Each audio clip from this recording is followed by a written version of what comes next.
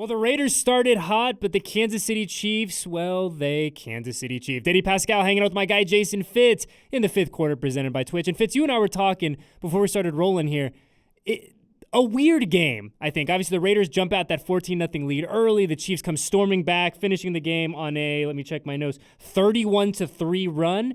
But there were moments where it felt really close. There were moments that it didn't feel that close at all. I candidly, Fitz, I'm having kind of a hard time wrapping my mind around everything we saw this afternoon. I think this comes back to identity a little bit, right? Like, we're still learning the identity of what this team is with a different coaching staff. So that's part of it. We're still learning what the identity of Aiden O'Connell looks like, right? So when you put all of these things together, the hardest part about losses like this is that realistically, there is no one moment that you pinpoint and say, man, we had it until this. And there's no one thing that you say, oh, if we were just better at this one thing, the game would have been totally different. This is just one of those moments where it felt like early on the Raiders were marching with efficiency. Efficiency is a word I'm going to use a lot here. Aiden was playing with it. They were running with it. It kept everything in the right down and distance. The first three drives really felt easy. The game could have easily been 17-0 or 21-0. But then once you left that one little sliver, all it took was one punt, and all of a sudden this game turned around. That's what Kansas City and Miami. I think those are two teams in the NFL that with one punt, you can suddenly find yourself giving up 14, 21 points by the time the possessions worked the way they did. So Kansas City got back in this game sneaky, and then it just felt like the Raiders could not give another counter blow. Yeah, 100%. And I think for me, and we talk about, and you're 100% right, where you can't boil this down to one moment, right? But it does feel like there are a handful of moments that go into the larger collective of the Raiders falling to 5-7. And to me, Fitz, the one of those moments was Raiders up 14-0, right? And we knew deep in our core, as much as we didn't want to admit it, that the Chiefs were going to answer. That's what they do. They got Patrick Mahomes, they got Andy Reid, they're going to answer. So what do? They do. Answer 14-7. Raiders get the ball back. And to me, Fitz, that felt like a moment where, okay, we need to get something on the board here. We need to have some sort of sustained momentum. We got to at least get a field goal. We got to get something. They don't do that. To your point, the punt goes back to the Chiefs, and they tie that bad boy up at 14-14. And a mutual friend of ours texts me, and he goes, well, that was quick. And I think to me, that is kind of the epitome of the Chiefs, is you feel good, you have a great start, you're up 2 scores, things are going your way, quarterback's playing well, the run game that I've been yelling and screaming about to get going is going, and then all of a sudden you look up and you're like, oh, where'd that lead go? It's gone, it's vanished, it's not here anymore. Yeah, momentum is so key in these matchups because I don't think this is some fiery hot take. If you look at the Chiefs top to bottom and you look at the Raiders top to bottom and you stack them up, if you just walked in to play Madden tomorrow and you were picking which team you wanted to play as, you're going to pick Kansas City if you have no fandom, right? Like, the Chiefs are arguably right now, inarguably, I think, a better roster. They are an organization that's been at the top of the mountain for a very long time for a reason. And they also have this incredible tag team combo of coach and quarterback. So that means, at some point, you are going to take some hits. The question is, how do you regain momentum? And that's really difficult to do. When the air was sort of sucked out of the room, like when Josh Jacobs hits that huge 60-plus yard touchdown, goes up 14-0, after the Raiders had missed a field goal, I thought, man, you just got that momentum back. This is huge. Kansas City took the momentum, and the thing about them is that they've been in the driver's seat for so long in the AFC. Man, once they get momentum, they know how to keep it. And I'm not sure that this Raiders team knew how to get that momentum back. It felt like it was going to take some turnover or some massive special teams play. It was going to take something substantial. And I don't know that this team right now, as constructed, knows how to generate that moment. Yeah, I was talking to some of our friends in the box, Fitz, pregame. I'd be like, okay, what do we need to win? And I said exactly what you did. I was like, you need to have a big moment from someone that's not on your offense, right? You need to have the Maxx Crosby scoop and score. You need to have a Meek Robertson pick six. You need to have something. You need to have a special teams something. You got to have points that are generated, from someone that's not on the offensive side of the football. And unfortunately, that wasn't the case today. But Fitz, we talk about some of the kind of uniqueness and some of the weirdness of today. Like, if you would have told me going into today, like I was talking about it all week. Today had to be a Josh Jacobs game. He had to get his touches. If you would have told me that he would have had, doing some quick math here, 26 touches, over 100 yards on the ground, just over 5.5 yards a carry, Aiden O'Connell would have a north of 100 passer rating with no turnovers, I'd be like, I'll take that 100% of the time. And then here we go, and we look at it, and the Raiders, lose 31-17 with that 31-3 kind of end of the game. So it's hard for me to kind of figure it out, Fitz. It really is, and I think that like it comes down to me for a lot of things, but the big one is the second half adjustments, right? We look at what Josh did in the second half. Josh has 94 yards in the first half, 16 in the second half. Devontae has 73 receiving yards in the first half, 0 in the second half. Like, how do we kind of make this make sense, Fitz? How do we kind of, become at peace with the fact that, hey, these guys are rocking and rolling, and what they're doing, what Bo Hardegree is doing in the first half is working, but for whatever reason, we can't sustain it for 60 minutes. I will pull up a text here that I got from somebody that I just genuinely respect that does a great job of, breaking down the league. And this is what he said. Surprised by the end of the first half, not taking a timeout. You got a great kicker, 2 awesome wide receivers, but the fact that they can't get Devontae going other than in the first half tells me that maybe once they get past the script, it's a bleaker outlook. And that I read that because, A, that's an intelligent person that's been around the league for a long time. B, it speaks to what the Raiders have done, I think, since the coaching changes pretty effectively, which is in the beginning of the game, have a real idea of what they're trying to accomplish, and they do it really well. In my mind, one of the things that happens here is that there's an adjustment. Now, the minute there's an adjustment from the defensive side of the ball, and Steve Spagnuolo is one of the best, right? One of the best defensive coordinators. The Chiefs this year are defined by their defense. Once there's an adjustment going into the second half, then it becomes 2 questions. Can the coaching staff adjust? And then as they try to adjust, can Aiden O'Connell adjust? And, when you start talking about trying to find the one thing, I guess to me, we know this about the Chiefs. And I'll just ask you this right now. The Chiefs need a drive. They need a drive for a touchdown. Who has to come up big for that drive to happen? We all know the answer, right? It's going to be Mahomes and Kelce, right? Mm-hmm. So, and they manage that. Even though the entire stadium knows that Kelce's going to get his on third down, he still gets his. Even though the entire stadium knows that Mahomes is going to run around and then he's going to run up to the line of scrimmage, and when he try and stop him from running, he's going to float it over you and he's going to embarrass everybody. He still gets his. One of the hard parts is when you're playing really good teams like the Dolphins, for example, where we all know Tyreek's got to get the ball. He still gets his. We know Devontae needs to get the ball. What this team hasn't figured out how to do in the second half is figure a way to feed somebody when the entire room knows who's going to be fed. Like, that's an adjustment and an execution issue that we don't have an answer for, and I think it's a huge part of why this thing fell apart. Yeah, I mean, I was talking to someone in the box earlier, Fitz, about Kelce, and they're like, oh, man, today's got to be the day where the Raiders figure out a way to stop him. And it's like, well, yes, they do. But then you look up, and all of a sudden Kelce goes 6 for 91, and it felt like a kind of a quiet 6 for 91. But you're like, this guy, we were talking about it in the studio earlier, where it's like, he doesn't come off as overly fast, right? He's a bigger dude. He's 34, but somehow, some way, this guy just finds a way to get open, to make plays, and the connection that him and Mahomes have together certainly built up over years and years and, tons of success. It's pretty incredible to go out there and watch him do his thing, because to your point, Fitz, everyone at Allegiant Stadium, Patrick Graham, the fans, the guys on that defense, they know what's happening, and they still just find a way to kind of, Kelce it up. It's pretty incredible. And this is where, at some point, the Raiders are going to have to take a long look in the mirror at roster construction, because I guess my quick answer to that, and this is no discredit to anybody currently wearing the silver and black, but, like, who the hell's supposed to do it? Like, when you just look at to be fair, Fitz, there's been like 18 guys over the past 6 years that they've thrown at. You know what I mean? Like, remember the great Obi Melifonwu? He was supposed to be the Kelce, not the Kelce keeper, but the Kelce stopper, the Kelce eliminator. Yeah. Like, we could go down the list of all these names, and no one's been able to figure out how to do it.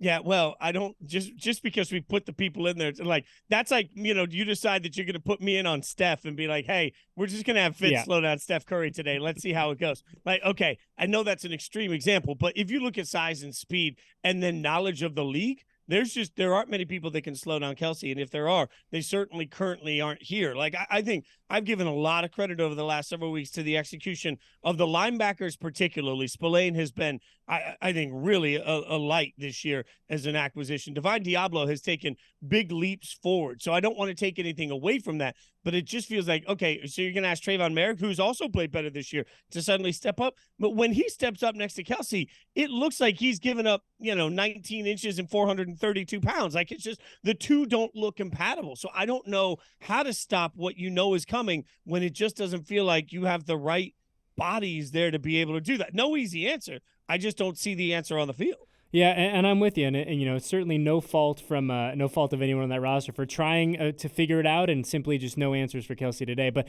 one interesting thing that did occur on the defensive side of the football, Fitz, is, and we heard from Coach Antonio Pierce post game, Marcus Peters pulled from that game first half, standing on the sideline with the beanie kind of away from the teammates. Antonio called it a coach's decision to have him not go back in there. We see a little bit more of Jack Jones, and I'm just kind of curious, probably a little too early to kind of give him an assessment of Mr. Jones and what we saw, but certainly seems noteworthy that number 24 did not finish this game. Certainly in pads and everything, but didn't finish the game on the field for the Silver and Black.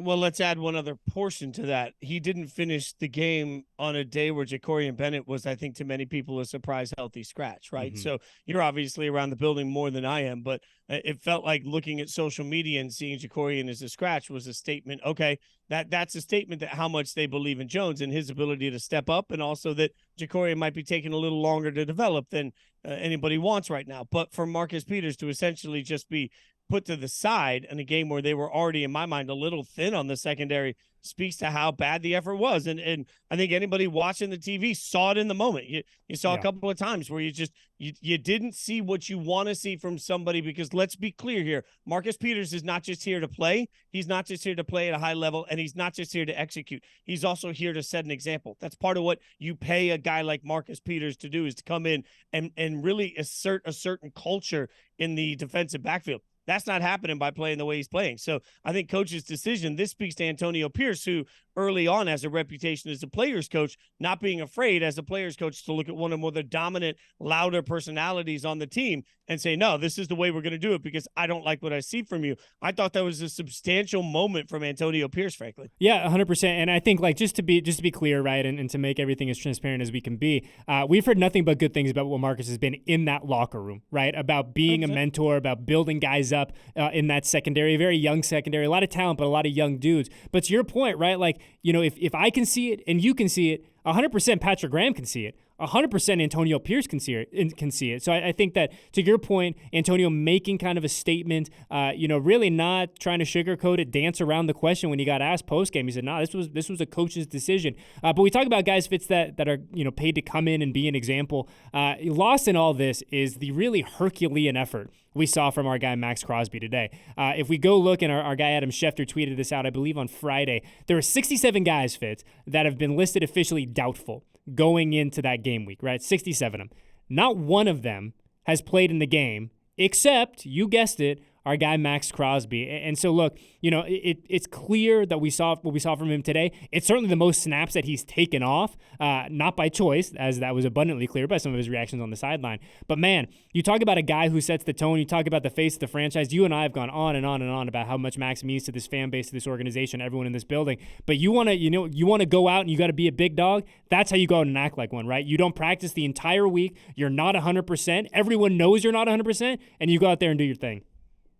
Leadership is about authenticity in some ways. It's about, not just saying it, but also doing it. I think your point on Marcus Peters in the locker room, what he says is very important. There's more conversation about what he puts on tape, right? And when you put on tape what Maxx Crosby put on tape today, when the entire locker room knows he's hurting right now, it speaks to every single person that might also be hurting, that needs a little bit of extra oomph to try and get themselves on the field. And athletes lead by example, and Maxx has done that every step of the way throughout his time as a Raider. I looked at this and I thought, man, what a Herculean. He was a shell of himself to anybody that's ever watched him, and he still picked up a sack. And the sack that he picked up was on an effort play where he didn't give up, even though he was double teamed, because frankly, even when Maxx Crosby's a shell of himself, he still has to get double teamed. I really thought a lot of the defensive line for much of this game played well. I thought there were a lot of opportunities there that came because Maxx sacrificed so much to put himself on the field. I want him to be healthy for the rest of his life. That's most important. But, man, what he said about who he is today speaks to that organization and that locker room for the next decade with him playing. Yeah, I mean, we've said it a million times, right? Face of the franchise. Like, you want your kids to watch someone and say, hey, duplicate this effort, duplicate this and that. It's number 98. Like, Maxx brings it every single day. Doesn't matter if it's a a game day, doesn't matter if it's practice, doesn't matter if it's a walkthrough. Like, he is the epitome of what it is to be a Raider. He is the definition of what you want wearing the silver and black. And, going out there, balling out on certainly not even close to 100%. Kudos to our guy, Maxx. But, I wonder now, Fitz, as we kind of have a chance to I don't want to say decompress, but kind of hit the pause button for a little bit, kind of zoom out. Raiders are on the bye. What do we need to see when this team gets back to work next week? And obviously there'll be a few things kind of early in this week. Antonio's going to have guys come in, things like that. But what do we need to see when they really get back to work a week from tomorrow, getting ready for the Vikings? I think Aiden O'Connell needs to find a way to assert getting the ball to Justin Jefferson. You said Vikings, thinking of Justin, to Davante Adams in those key situations, right? Like, that's the biggest. I thought AOC did a really nice job today of moving the ball around, getting Hunter Renfrow involved, some beautiful passes to Jacoby Myers, all of these things. They have got to find a way, whether it's through scheme or execution, they have got to find a creative way to make sure that Davante is touching the ball as often as possible in the second half. That's just, I don't know if this is time under tension, like if this is reps. I don't know what it is. That's the thing that has to fix, because the running game has gotten much better the last few weeks, right? And, you look at this defense. I think this defense has played well enough to win. I know the final score, 31-17, won't look into a stat watcher, but this was a game that they were in every position to win after taking on the Dolphins. Like, they just went through the toughest 2-game stretch they're going to have. Now you got to come back, you got to step back, you got to reset, you got to see what you can make of the rest of your season. Because at 5-7, this goes two ways. Like, either you're still fighting to try and get yourself into the playoffs and somehow have a miracle happen in a tight AFC, or you come back feeling like you're one step away from a beach vacation. And that's going to speak to the coaching staff. And then the execution is going to speak to what they can accomplish in this bye week. It's the beauty of the NFL, right, Fitz? I mean, if, this team comes out of 2 weeks from today and they beat the Vikings, you and I are going to be sitting here saying, whoa, how about that? Don't count them dead just yet. I mean, obviously today it doesn't feel very good, and there's so much that needs to get better, but it's the beauty of the NFL. It's week by week. We get to overreact, we get to freak out, and we get to hopefully kind of land somewhere right in the middle. But I just want to kind of follow up on this a little bit, Fitz, where you talk about getting Davante involved, right? And it seems like we've talked about it week after week after week after week. I wonder what that kind of happy median is. And we heard from Aiden and obviously from Jimmy when he was a starter as well about giving Davante his opportunities to go beat Davante, but also not forcing it, having it kind of work in the flow of your collective offense. But 2 targets in the second half, and Aiden came out post-game and he said, hey, I missed Davante on that third down. That one's on me. But how do we kind of land that plane in that delicate sweet spot of making sure he is getting his reps, right? That we are making him a volume shooter, but also not making the offense one-dimensional either. I think that this comes down to the development of Aiden. And, we all remember the highlight a few years ago where I think whichever Jets quarterback it was came on the sideline and said, I'm seeing ghosts. Yeah, Mr. Darnold, I believe. Yeah. And I'm not saying that Aiden is seeing ghosts, but what do we see in the second half repeatedly? More checkdowns quickly.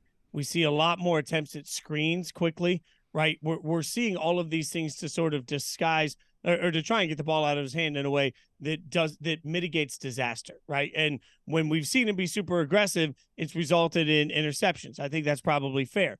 The happy medium is being aggressive enough to still try and push the ball 6, 7, 8 yards down the field instead of right away to the line of scrimmage. Happy medium is having quicker progression to get to your second or third read where you're not holding on to the ball as long and you're making faster decisions. These are all things that I think come with time. And that's part of why Aiden's playing right now is I think that as frustrating as it is, if anyone's ever tried to make soup, you can't make soup quickly. It just takes time for soup to gel together. And I know everybody wants 3-minute chicken noodle soup here, but with Aiden, the whole reason he's playing right now is to get these reps. And these reps are the only way we're going to figure out for the future who he is as a quarterback. So I think part of this balance just comes on his ability to read through his progressions, get through them, and then get the ball to Davante in a reasonable way, or have better play structure for him right out of the gate where you're putting the ball in his hands. Yeah, and I think what's, you can look at it 2 ways, right? Fitz, you can look at it as either frustrating that we don't see more of these moments, or you can look at it as a positive that we do see some of these.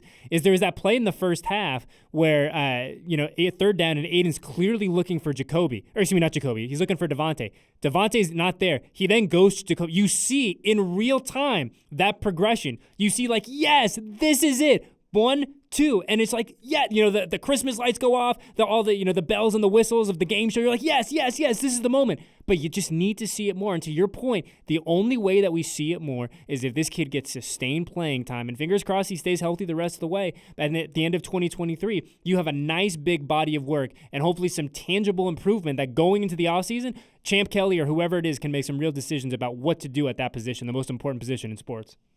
Yeah, I mean, especially the most important position in sports when you're taking on Patrick Mahomes. Yeah. And that's just there is no getting around the fact that right now, I think the Raiders organizationally as a fan base, we all have to look at it and say, what's the fine line in being the best we can possibly be, but also making sure that we're not the Bills, the Jets, and the Dolphins for a generation taking on Tom Brady, right? Like, you have got to find a way to compete. And sometimes we put all the focus on how do you stop Mahomes. There is going to be another focus that's inevitable at some point about trying to get your own Mahomes. And that's easier said than done. Certainly the Chargers feel like they got their own Mahomes, and as has been all over social media in the last day, that's resulted in essentially a 500 record and an even split in points allowed, points scored. So, like, what good did it do them? So there's a fine line in all of this. Aiden O'Connell's job right now is to go out and be he has the opportunity. This is the coolest opportunity anybody could ever beg for. You have the opportunity to go out and show an organization that you can be the starting quarterback for the next 10 years. He's done some nice things along the way. There has to be another progression of I can make plays off schedule. I can adapt in the second half. Like, he's doing a nice job of doing what he's asked to do right now. He's got to make another leap in just being an instinctive playmaker, I think, if he really wants to be the future of this organization. Agreed, 100%. I would like to see when we get back from the bye, like to your point, a little more improvisation, a little more creativity, a little more, hey, 1, 2, 3 is not here. I'm going to get out. I'm going to do it myself a little bit. Much easier said than done, certainly. But for a young guy who's getting a lot of experience, he's flying by the seat of his pants in the best possible way. I would love to see that when we get back from the bye. I will also love to see you when we get back from the bye, Jason Fitz, as we have a weekend off. But before we depart and go, at least I get a little time off. I know you're grinding. So where can the people find you starting tomorrow and through the bye week until we see you again for the Vikings? Yeah, be sure you're hanging out. Every Saturday morning, I'm up there on Fox Sports Radio hanging out. That's always fun. And then you can check me out almost every day on Yahoo Sports. We've got great NFL content out there. We do a ton of quick hit college football videos too. So you can check out the Yahoo Sports app. We've got everything in there. Plus Yahoo, the website, has everything there. And you can just follow me at Jason Fitz. Links are always there on all my social media. Really proud of what we're doing at Yahoo. It's fun stuff. Not just fantasy football. We're doing everything. And it's a cool hang. So come hang out with us. Yeah, absolutely. It's fun to watch you guys do your thing. And, as a fan, right, it's fun to engage with your content and kind of see what you guys are doing and steal some tips and tricks and hopefully make the things that you and I do a little bit better in the process. But speaking of what is going to get better in the process, the Raiders are going to have a little time to kind of reset the mechanism, get away, relax, kind of make sure that health is number one, but kind of refocus because we still got a lot of football, Jason Fitz, which is a blast. So in the meantime, everyone enjoy your bye. Obviously, no Fitz and Eddie next week because the Raiders aren't going to be here. I'm not going to be in this building. Fenn's not going to be in this building. We ain't going to be here. Some well-deserved time off. And so until the Vikings, is that our next game, correct, Fenn? Until the Vikings game, everyone stay safe, stay healthy. Eddie Paskal, my guy Jason Fitz. Big thank you to all our friends at Silver and Black Productions, and we'll see you guys 2 weeks from tonight when the Raiders take on the Vikings in the 5th quarter, presented by Twitch.